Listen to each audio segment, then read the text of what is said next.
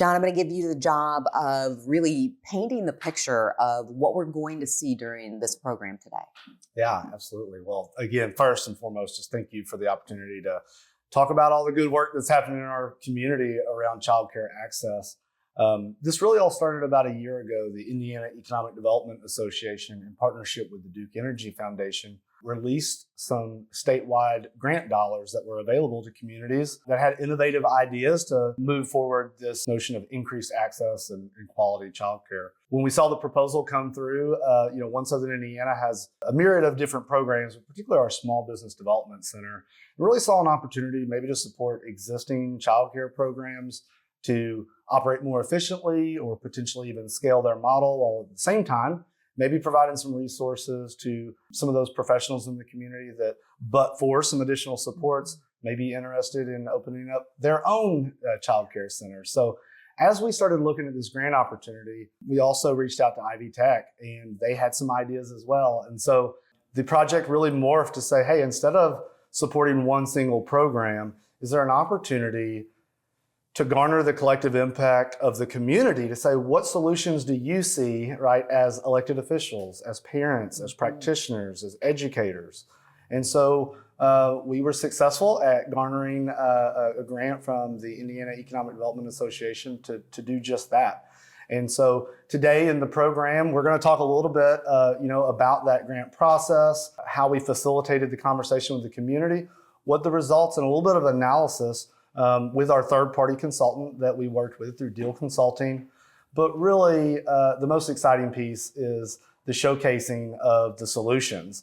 And the great thing is the impact survey that we facilitated really highlights some initiatives in the community that are already doing the work. So Absolutely. We're really excited to give some light and opportunity to showcase some of the folks in our community that have been focusing on this topic for many years in an effort, hopefully, to scale those models, find more community support for those models, while at the same time making sure that families and the community are aware of the tools and resources that are available and how to connect directly with those agencies. And it's a meaty study, but it's insightful, it's important, and we'll make sure that we share a little bit later how people can get access to this, because it's important. It's important for people to read.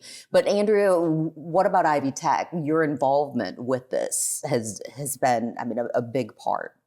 Sure. So Ivy Tech, we felt it was important to be involved because we know that childcare issues are a huge issue in our community, and we wanted to pull the community together, see what we could do to help support, brainstorm solutions, and really get the community involved in working together so that we can share ideas. Was there anything in the study for you personally that surprised you? No. Not really. Not at all. Right. You were well aware. Yes. You were well aware of this. Yes, we were. So we knew we weren't really going to probably find an actual solution, but what the goal was to find ideas and find ways to work together to come up with a solution and address the things that were going on. We are human, and very often when there are issues, until it affects us personally, we kind of turn a blind eye. But the fact is, you have, you're touching all sorts of people, whether they have children, whether their children are grown, whether they're business focused. I could go on. And I always ask this in everything that we do at Extol: why should people care? John, why should people care? They need to care. Yeah.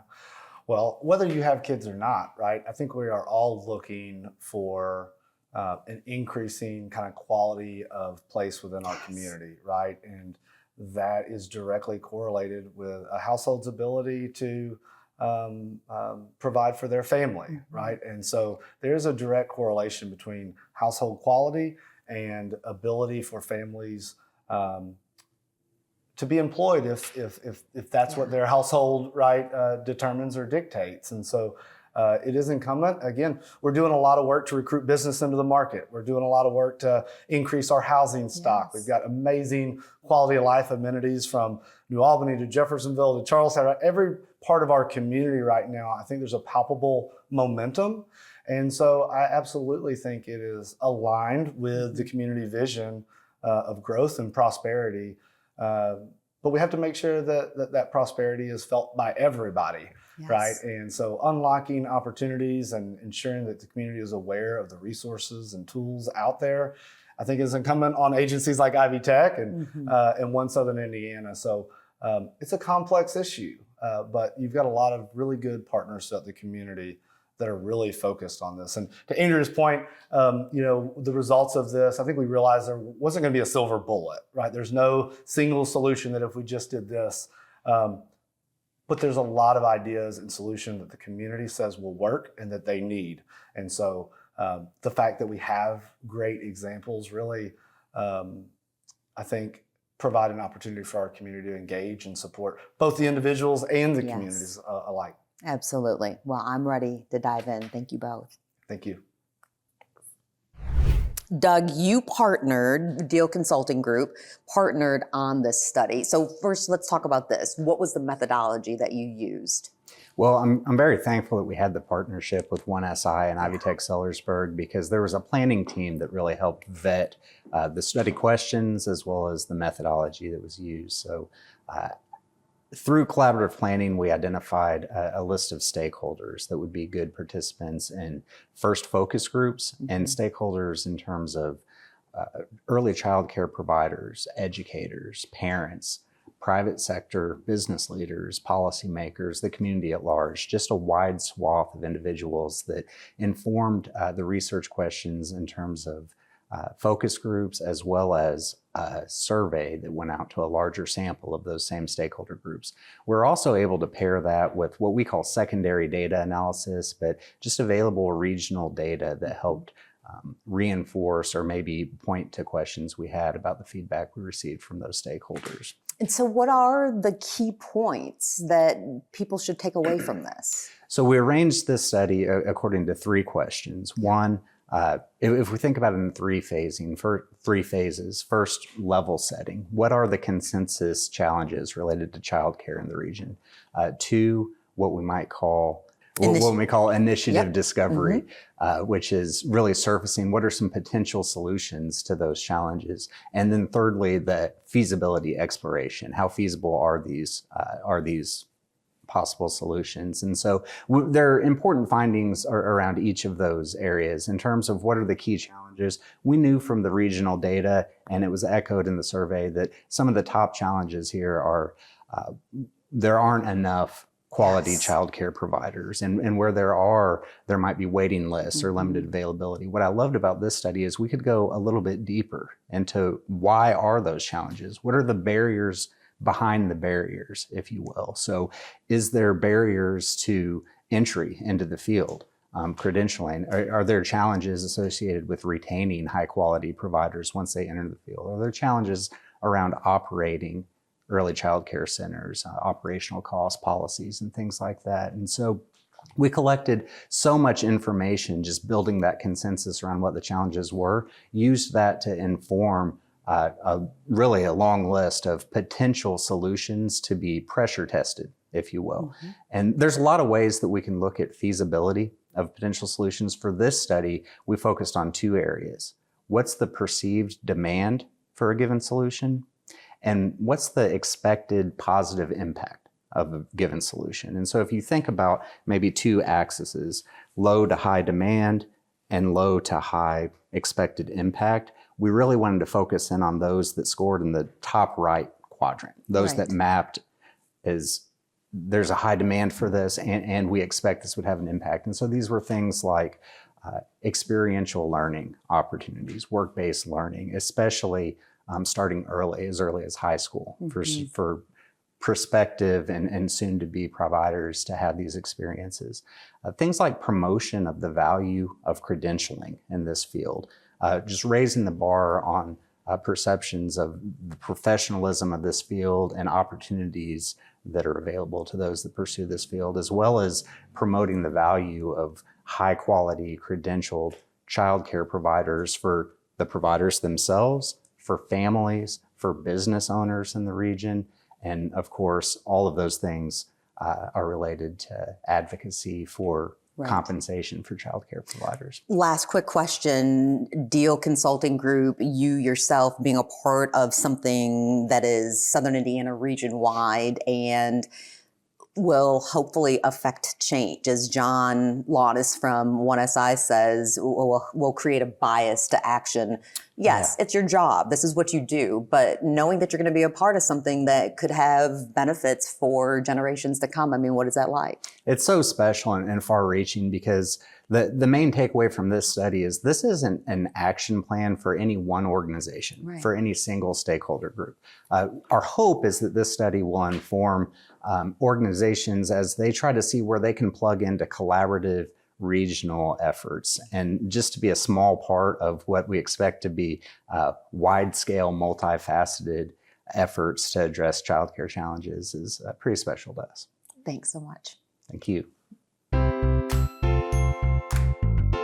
So my role here at Prosser is I'm work-based learning coordinator in the front office. This daycare has been such a blessing for me. I get to bring my daughter Ruby here every day, walk her down the hallway. She gets to say hi to the teachers in the morning and really brighten their day. Nervous for her to start because this place didn't have a reputation. This is the first year it's been open, so it's really the pilot. And I've been just so impressed with the way that the teachers interact with the kids. It's just really been a blessing. Ruby has learned a lot. Her speech actually improved in the first few months that she was here.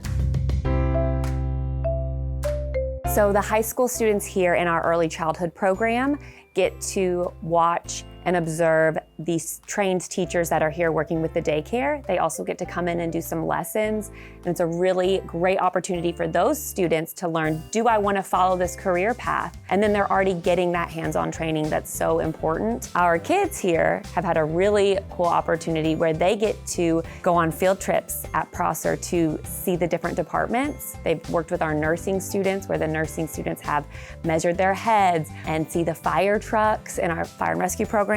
The littles just love seeing the big kids, if you will, in their career programs as well. Just happy to be helping raise the future workforce that is going to be coming out of Prosser. I think one day these high school students might be Ruby's biology teacher in high school. So I think it's a really great opportunity. Early childhood, child care, it's an economic workforce development issue. Because as we're attracting businesses and we're preparing the future and their future workers, there has to be that child care component. And we know there's no silver bullet, but we also know that it's vital and it's a high demand, low wage, but that's what we've got to work on. And I know we're committed to working together. Absolutely. So we really appreciate the partnerships that we have with Ivy Tech and all of our school partners. And when I think about the demands related to early childhood, is we have to invest in the youngest because they are our future students. They are the future workforce. And when we look at this at the university, it's how do we make sure that not only do we have academic pathways from our high schools that interest our students through and to Ivy Tech, to and through IU Southeast to prepare this next generation. But also, we today have so many more delivery options for students that a working mom or a working dad, they can take classes online and they don't have to worry about childcare. The other thing I would add is in my short time here in Southern Indiana, it is the number1 issue that I hear folks say that we need to work on together. Everywhere we go, we hear that, don't we? That's right. Yeah. I think what's great is, you talked about those pathways and the career opportunities that these students that go into early childhood, they can experience at the high schools through, both of us, we've got a great partnership with Prosser, and then they could come to early childcare with us at Ivy Tech and then transition if they want to be a teacher or go back and get their master's degree in education. You have wonderful programs, counseling programs, but it all really could start in the high school and then filter up through us. Yeah, and what we find, right, is we find that these young people, they fall in love with helping others. They love working with children. And so for us to make sure that there are academic pathways and experiences with the new diploma requirements, there will be more experiential-based learning. And I think that's the collaborations that we have here, certainly with Ivy Tech and IU Southeast, but also with our school partners, particularly Prosser. Yeah, I agree. And, the other thing is we both have the luxury of being part of a bigger system, right? And really, we have an impact statewide, both of us and our institutions. And I think we're excited. We just recently received a Lilly Endowment grant, $21.9 million grant that is over 3 years. And really to take a hard look at what are the solutions and how do we do this? And we know it's going to be a community effort. We're all going to have to work together.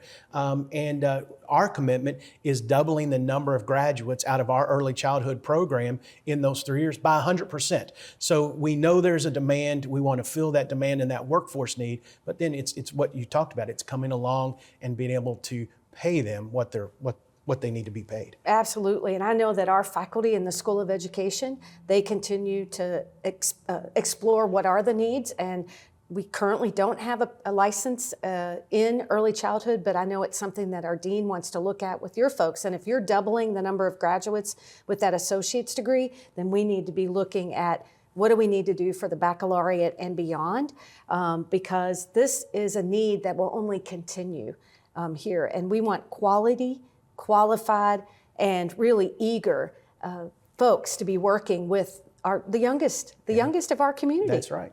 And the last thing maybe I would say, Chancellor Ford, we've been working together with our teams, and this was one of the areas we talked about was education and how well, whether it's early childhood or going into elementary or secondary education, our teams really work well together, and we heard that when we met just probably about a month ago. Absolutely, and I think there's a lot happening in terms of our collaboration, and it's only going to continue to get better. Yeah. So Travis, thank you for being a great partner. It's been great. Thanks, Debbie. When the Scott County Family YMCA was brainstorming ways to improve, the studies showing lack of childcare options within the community stood out dramatically. With help from the community, the Y decided a place is needed for children to learn, play, and develop. This led us to launching our in-house childcare program fall of 2024. We understand that for parents to be able to go to work and for children to reach their full potential, families need a safe place for children to spend their day in a nurturing environment. Our childcare program is available for students ages 3 to 5, with offerings being expanded in the coming years, and CCDF vouchers are accepted. As a Christian organization, the YMCA wants kids in the program to have time to play and learn, while still being exposed to our core values of caring, honesty, respect, and responsibility. We feel with our growing childcare program, as well as our many youth programs, clinics, and camps, we are helping to develop the next generation of Hoosiers. To hear more about YMCA offerings, follow us on Facebook at the Scott County Family YMCA, or visit us online at www.scfy.org. There, we will be posting updates on all of our Ready 1 and Ready 2 projects here in the near future.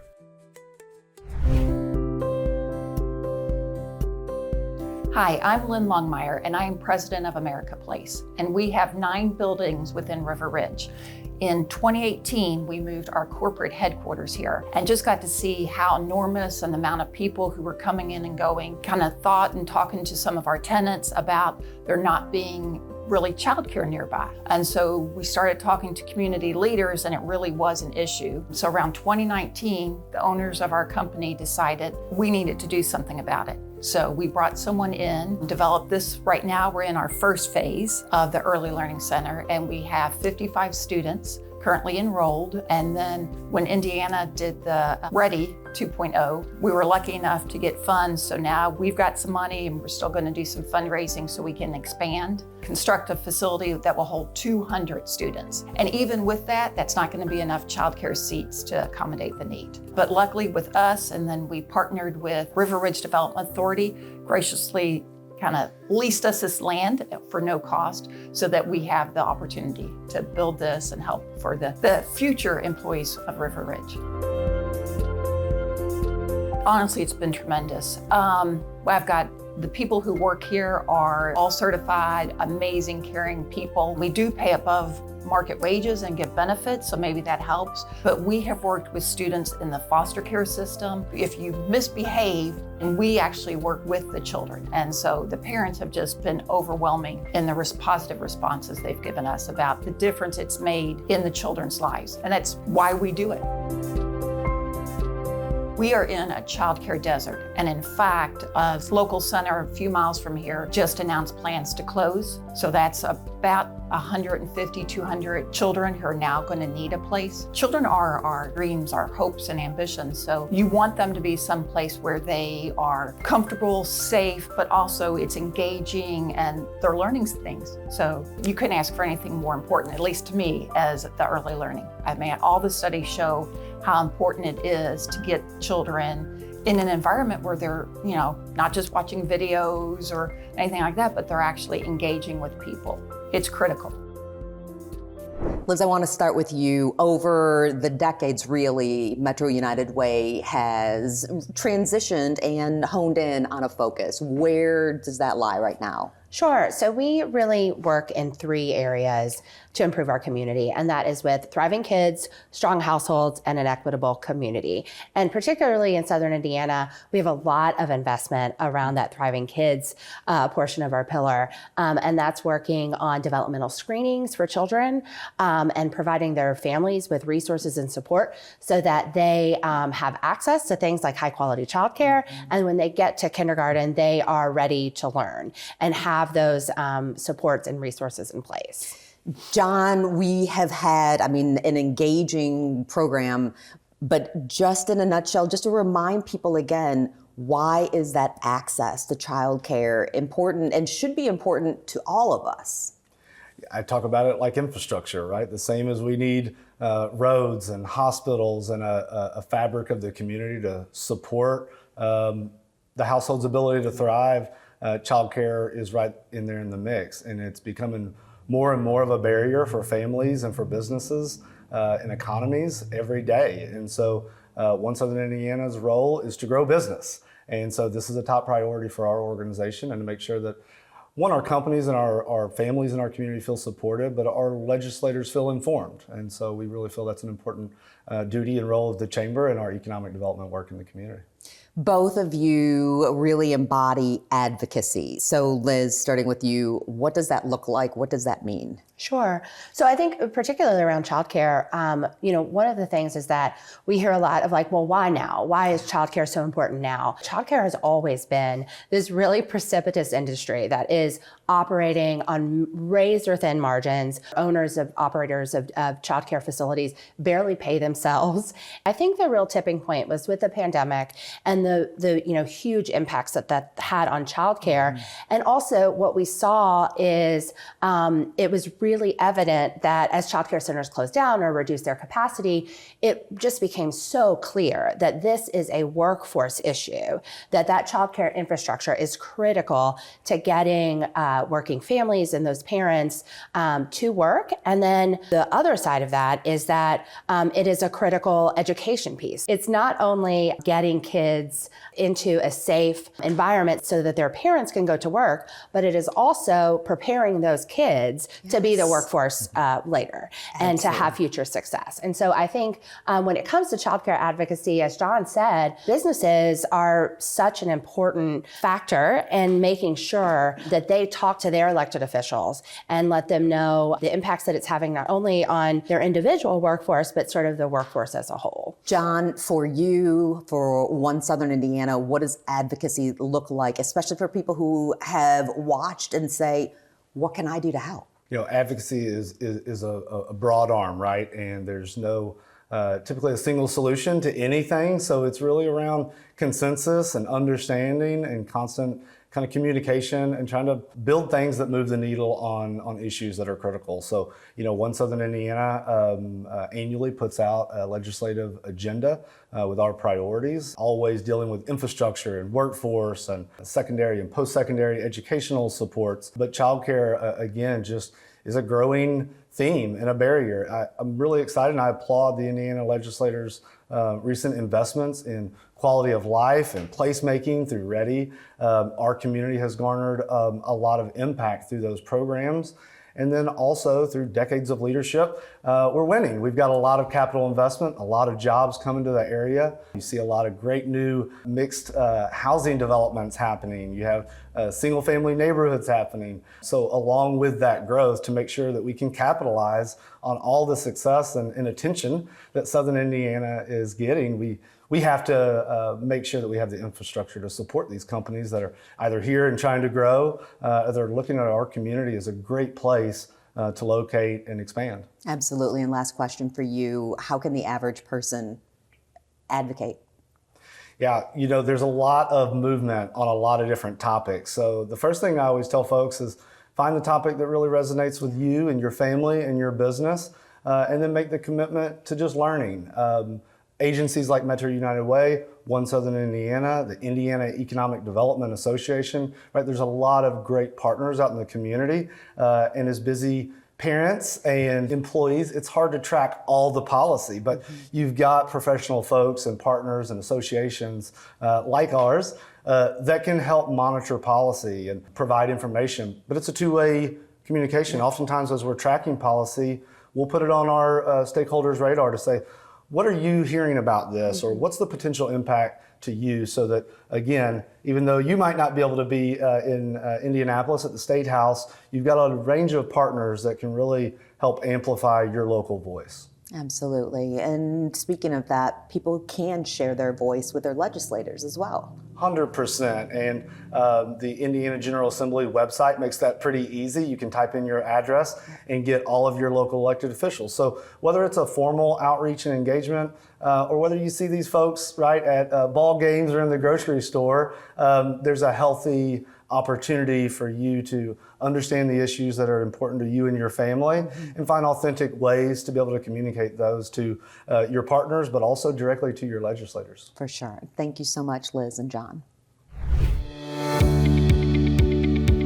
When we chose to send our son to Prosser Daycare, I loved that it is a safe and secure building. It's modern, it's clean. I walk in, I know I'm leaving my kid at a safe place. And then not to mention when I walk in that I'm met by these teachers who love the program, that they make me feel warm and fuzzy about dropping my child off at the daycare for the day. He also learns while he is there. And so as a parent, I can leave and go to work and not worry about the safety of my kid. And it's such a peaceful feeling. And then I know when I go to pick him up, he's happy and he's had a great day. He's rested, he's learned, and he's ready to come home and spend the day with his family. So as a parent, I'm always looking at where is the best place that I could send my kid to, that I feel, again, that warm, fuzzy feeling of where can my child go that I know they're safe and I know they're gonna learn and help become the best human that they are meant to be. And we looked at so many places. Then when we found this little hidden gem, we found out that not only was it this wonderful place that's safe and a great place for my child to go, but it is also affordable. And then also, it includes lunch and it includes their snack. I was like, wow, is this real? It was really kind of a dream come true of somewhere I could take my child to.